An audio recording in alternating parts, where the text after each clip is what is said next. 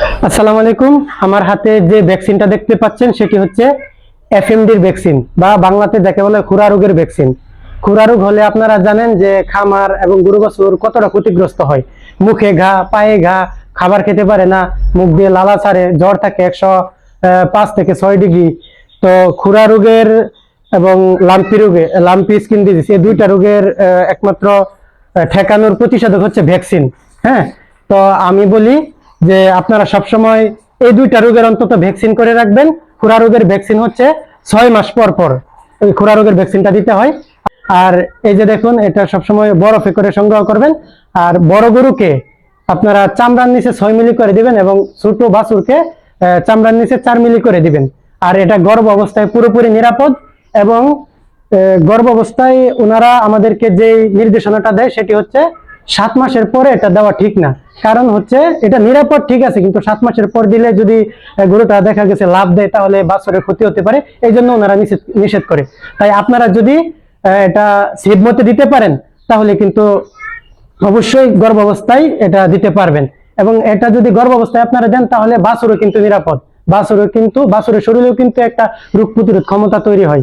এখন ভ্যাকসিন এটাকে দিব, যেহেতু এটা প্রাপ্তবয়স্ক গরু, এটাতে 6 মিলি ব্যবহার করতে হবে, ঠিক আছে। আর আমাদের এটা কিন্তু 3 মাসের গাব আছে, আর এটা 7 মাসের গাব আছে, ঠিক আছে। আমিও কিন্তু গর্ভবতী গাভীকেও দিয়ে দিচ্ছি। হ্যাঁ, আপনারাও দিয়ে দিবেন। আমি এখন ভ্যাকসিন ভরে নিচ্ছি।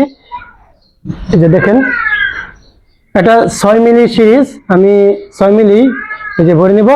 আর সবসময় ভ্যাকসিন চামড়ার নিচে দিতে হয়, ঠিক আছে। এবং আপনারা কোল্ড চেইন মেনটেন করবেন, ঠিক আছে। এই যে আমি 6 মিলি ভরে নিয়েছি, এখন এটাতে পুশ করব। এদিক দিয়ে ধরো, এদিক দিয়ে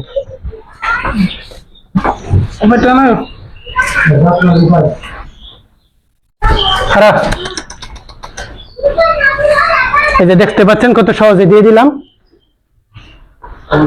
তারপর না ডলা দিতে হইব না। তারপর এটাকে দেবো, এটা হচ্ছে 7 মাসের গাব আছে, ঠিক আছে।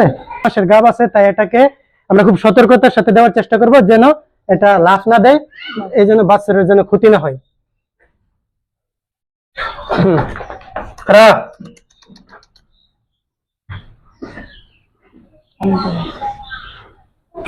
হ্যাঁ, এটাও দেওয়া শেষ।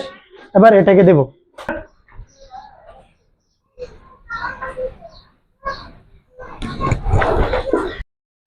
আচ্ছা, এই যে আমি কিন্তু এই ভ্যাকসিন সংগ্রহ করছি, এই যে দেখেন আইস বক্স করে।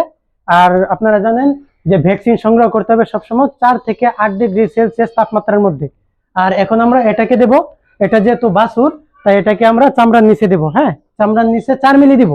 তো চামড়ার নিচে 4 মিলি আমি কিভাবে দিচ্ছি আপনারা দেখেন, খুব সহজে আপনারা দিতে পারবেন। এই যে ভ্যাকসিন আমি এই যে 4 মিলি আমি ভরে দিলাম। হ্যাঁ,